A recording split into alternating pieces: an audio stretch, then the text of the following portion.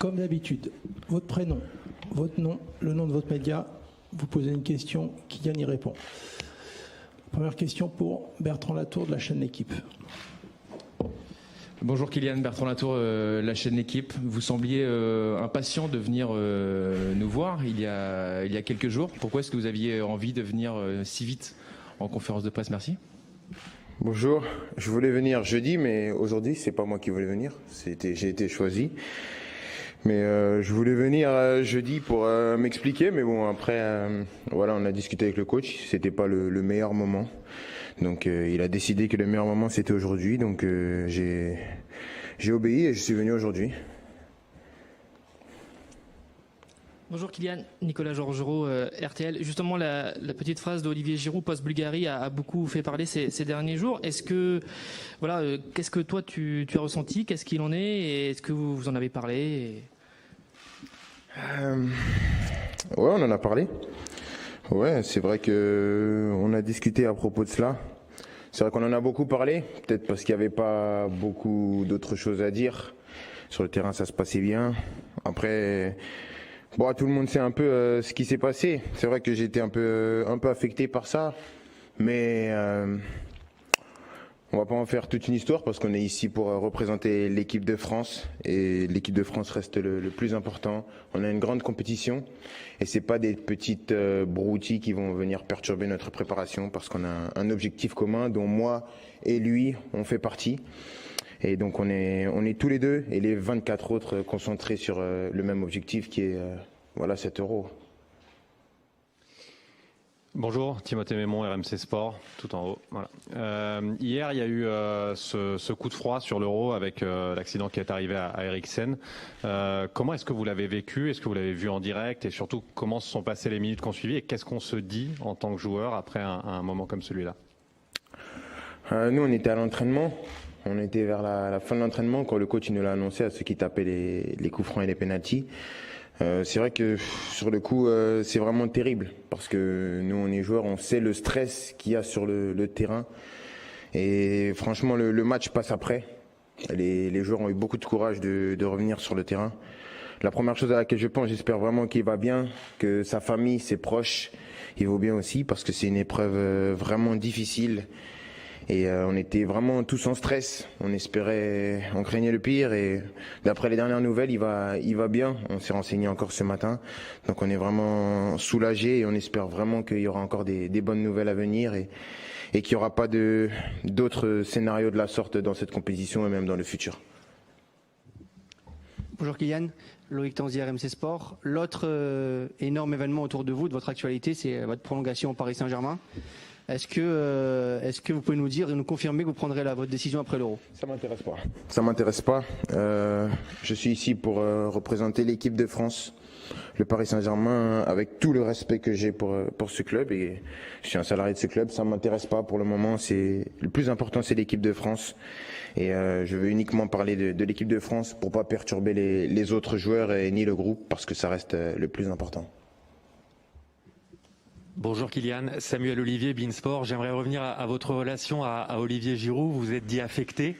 Qu'est-ce qui vous a affecté? C'est le contenu de sa déclaration ou le fait qu'il en ait parlé devant les médias?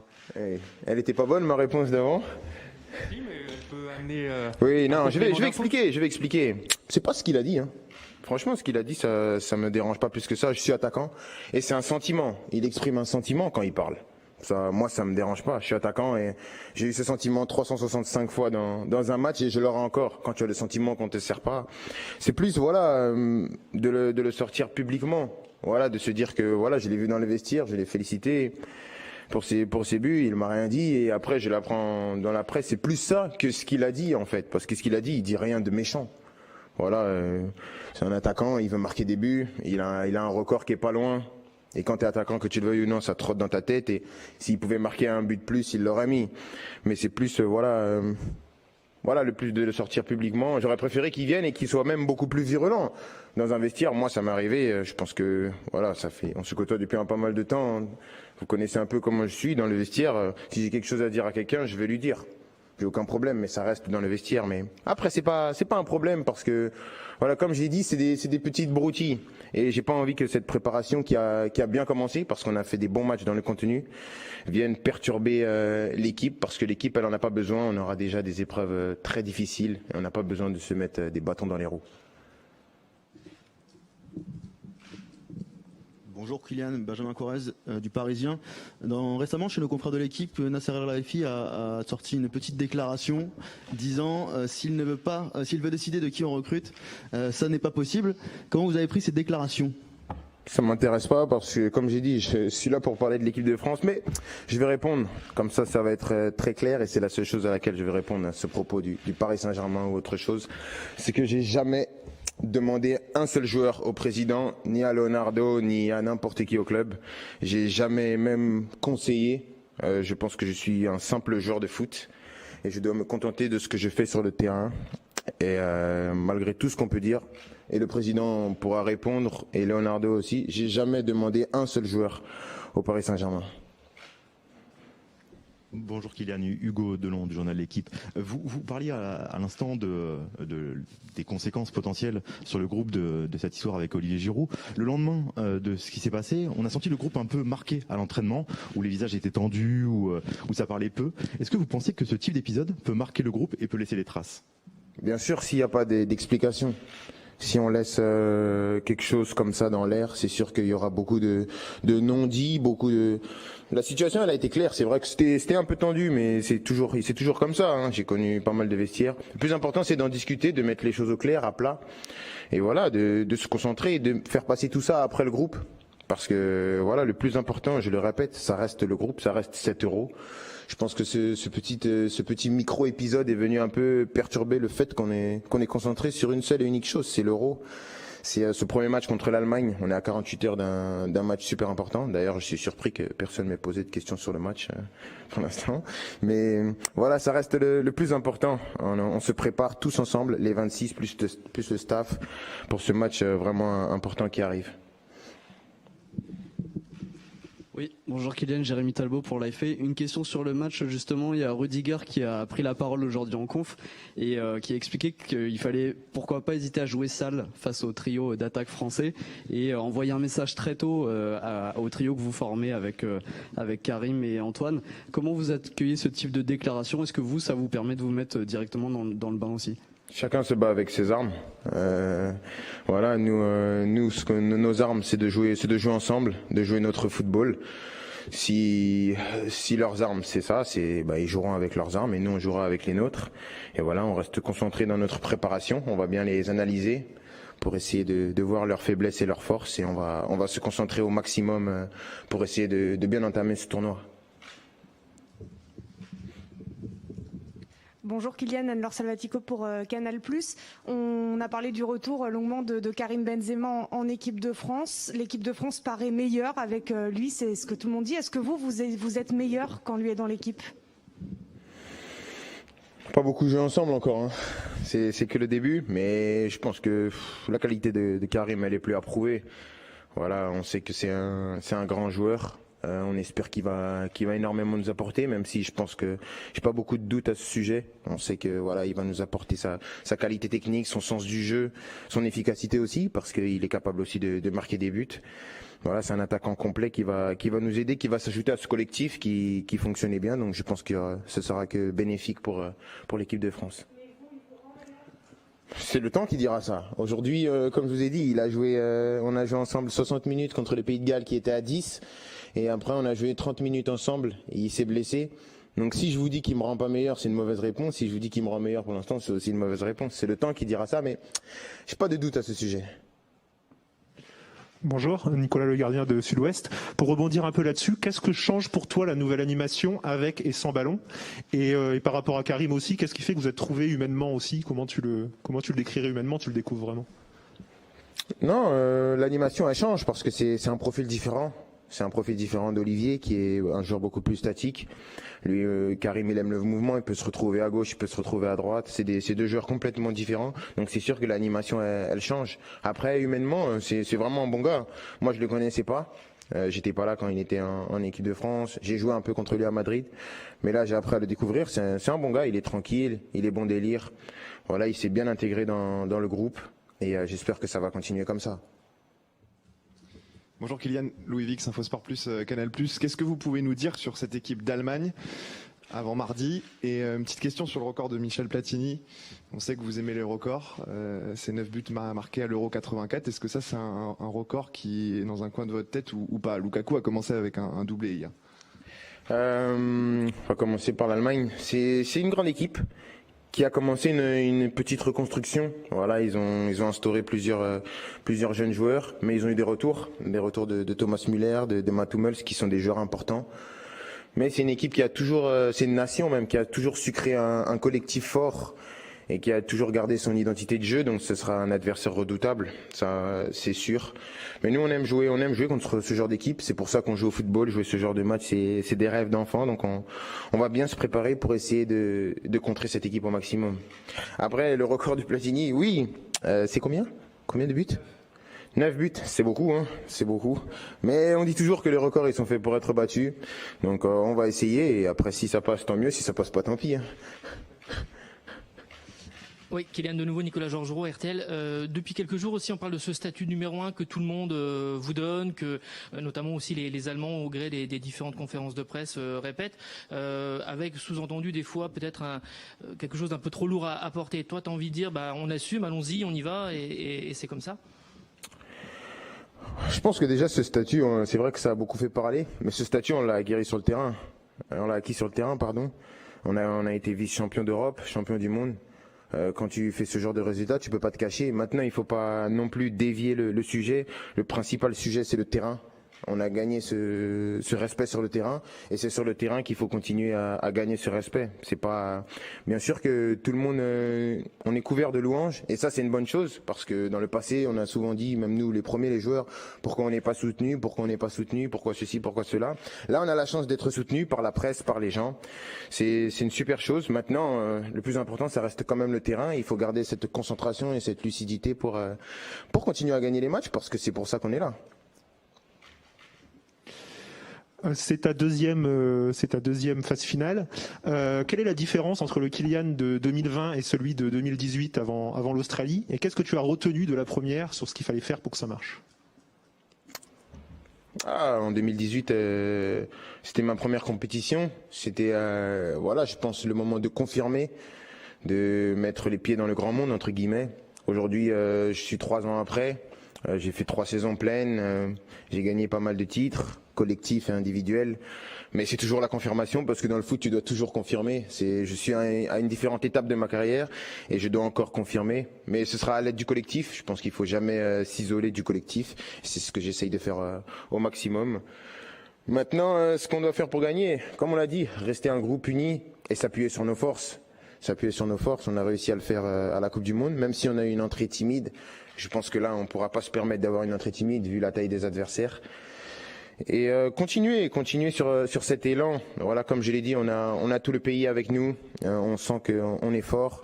Maintenant, c'est à nous de le démontrer sur le terrain. Kylian, à nouveau ici, Louis Vix, Infosport Plus, Canal+. Il y a un secteur qui peut être motif d'inquiétude, entre guillemets, c'est les pénaltys. Il y en a eu pas mal de ratés dernièrement. Vous les avez travaillés, j'imagine. Est-ce qu'il y a une hiérarchie qui se dessine ou est-ce que ça se fera au feeling sur le terrain, celui qui le sentira? Je sais pas. J'ai entendu Grisy qui avait parlé de ça, mais le coach il a rien dit. Donc peut-être que j'ai loupé, j'étais pas là. Mais pour l'instant il n'y a pas de hiérarchie. Peut-être que le coach en fera une, mais pour l'instant il n'y en a pas. On va voir. Je pense que j'ai pas besoin de répondre à cette question. Bonjour Kylian, ici. Oui. Bonjour. Quentin Bossé, le Courrier de l'Ouest. Vous parliez tout à l'heure du peu de temps que vous avez eu en commun avec Karim sur le terrain. C'est un peu le lot aussi de la sélection. Souvent, vous n'avez pas beaucoup de temps pour travailler. Qu'est-ce que des joueurs offensifs comme vous peuvent mettre en place pour essayer de gagner du temps avec vous, avec le staff, etc. Déjà, histoire de gagner du temps. Je pense que quand tu joues avec des joueurs de cette qualité, tu gagnes déjà beaucoup de temps. Tu gagnes beaucoup de temps. Après, bien sûr que c'est certains ajustements, parce que comme vous l'avez dit, on n'a pas énormément de temps. Mais c'est certains ajustements qui vont faire la différence, parce que voilà, c'est pas non plus des joueurs étrangers. Benzema, on le connaît depuis extrêmement longtemps. Griezmann aussi, Ousmane Dembélé, Kingsley Coman, Giroud, Ben Yedder, tous ces offensifs, même Thuram, on les connaît. C'est des joueurs qui jouent dans des grands clubs, donc on regarde les matchs. Maintenant, c'est ces petits ajustements, s'adapter en fonction du déplacement de l'un ou de l'autre. Si lui il fait ça, qu'est-ce que je fais? Je sais qu'il va faire ça, j'anticipe déjà son déplacement, j'anticipe ce qu'il va faire, pas être spectateur. C'est plein de petits ajustements comme ça qui font que voilà, on va réussir à se perfectionner et à être meilleur et à nous rendre meilleurs les uns avec les autres. Bonjour Kylian. On a souvent parlé depuis le début de votre carrière de responsabilité pour vous. C'est votre. Oui, vous en avez parlé aussi. C'est votre deuxième compétition. En 2018, vous n'étiez pas le même joueur. Est-ce que vous sentez que vous avez plus de responsabilités avant cet Euro? C'est difficile parce que quand j'en ai parlé de ça, j'ai regretté cette sortie et je m'en étais excusé. Je pense que ça se gagne sur le terrain. J'ai gagné le respect sur le terrain. J'ai gagné du crédit et un statut sur le terrain. Je pense que c'est sur le terrain que je dois continuer à montrer ce que je sais faire et à continuer à grappiller les échelons pour arriver là où je veux arriver.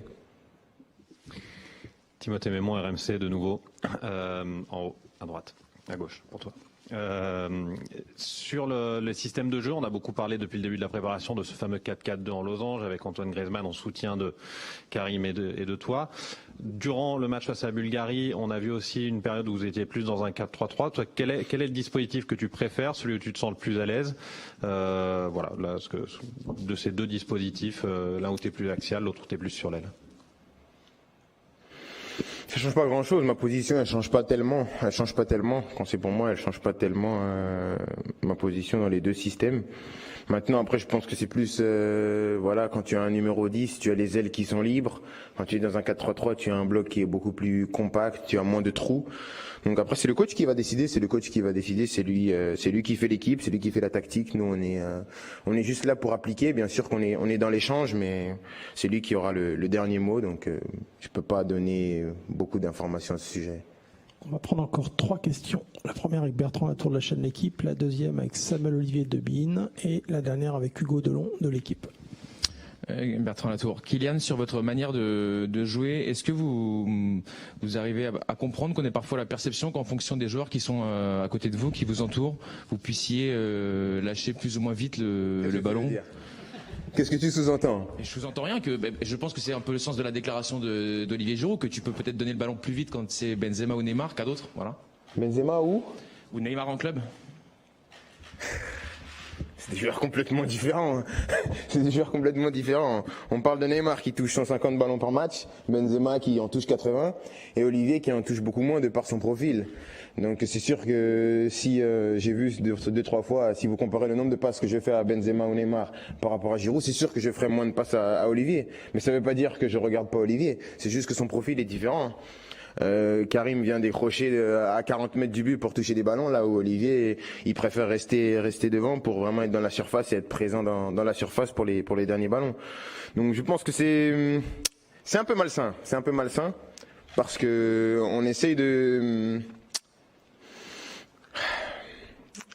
dire des choses sans les dire.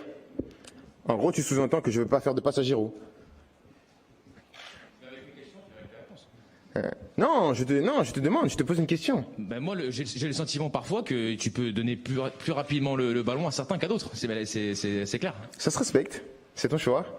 Et moi, je te dis que c'est des profils différents. C'est ça. Il n'y a pas de tension, hein, tranquille. Il me regarde. Non. Question suivante. On avait dit encore 2, l'avant-dernier avec Samuel Olivier de beIN. Prépare ta question. Hein. J'ai un autre sujet qui fâche, Kylian. Non, vous recevez beaucoup d'éloges souvent et parfois, il peut y avoir des critiques sur le repli défensif. Est-ce que c'est une contrainte? Est-ce que c'est un problème pour vous de défendre? Déjà, j'ai aucun problème avec les critiques qui sont dans le jeu. Je sais que voilà, je suis pas le plus irréprochable défensivement. J'essaye de m'améliorer au quotidien. Et voilà, j'essaie vraiment d'aider mon équipe au maximum, de faire de mon mieux. Après, c'est pas parfait. Je suis pas un joueur parfait. Je pense qu'on a tous des défauts et des points faibles. C'est pour ça que j'essaie de travailler au quotidien à propos de ces sujets-là. Kylian Hugo Delon, de nouveau de l'équipe, pour poursuivre la question de mon confrère. On t'a reproché beaucoup lors de le match contre l'Australie, de pas courir. Tu avais pris un savon de la part de Deschamps en disant voilà, Kylian il court pas, etc. Est-ce que déjà tu es prêt à courir mardi? Première question. Et concrètement, dans le repli défensif, dans l'animation défensive des attaquants, est-ce que tu peux nous expliquer concrètement ce que le coach attend des 3 qui sont devant? Merci. Si j'ai pas envie de courir, autant pas jouer. Déjà, mais bien sûr, je pense que je vais essayer de tout donner pour aider mon équipe, que ce soit offensivement et défensivement. Après, le coach il a un plan précis pour tous les 3 au niveau défensif. Il veut qu'on aide l'équipe au maximum, que ce soit au pressing ou même dans le placement, parce que voilà, défendre c'est déjà à la base bien se positionner. Et après, je pense qu'aussi, il veut qu'on garde quand même de l'énergie pour attaquer, parce qu'on est des attaquants et que notre travail, ça reste quand même d'apporter offensivement et de marquer des buts, d'être décisif. Après, bien sûr qu'il faut aider les coéquipiers, mais voilà, les attaquants, ils sont là pour être le bout de la chaîne et d'être dans les 30 derniers mètres et essayer d'être le plus décisif possible pour marquer plus de buts que l'adversaire. Merci Kylian. Merci beaucoup. Merci à tous. Bonne journée. Et rendez-vous à 17h30 sur le PIB.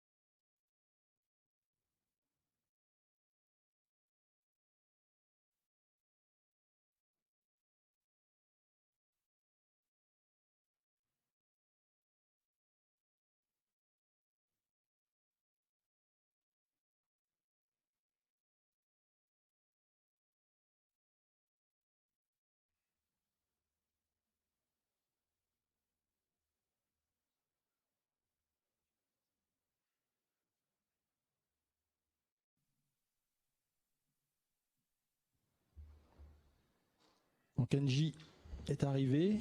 Est-ce que quelqu'un à la régie peut me dire si tous les journalistes qui étaient conviés à cette visioconf sont là?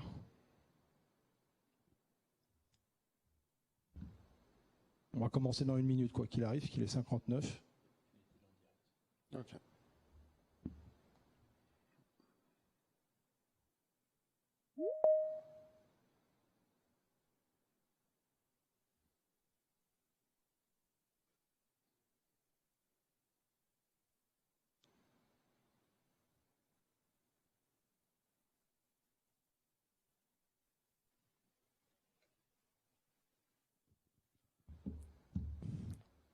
Allez, on va commencer cette visioconférence de presse avec N'Golo Kanté.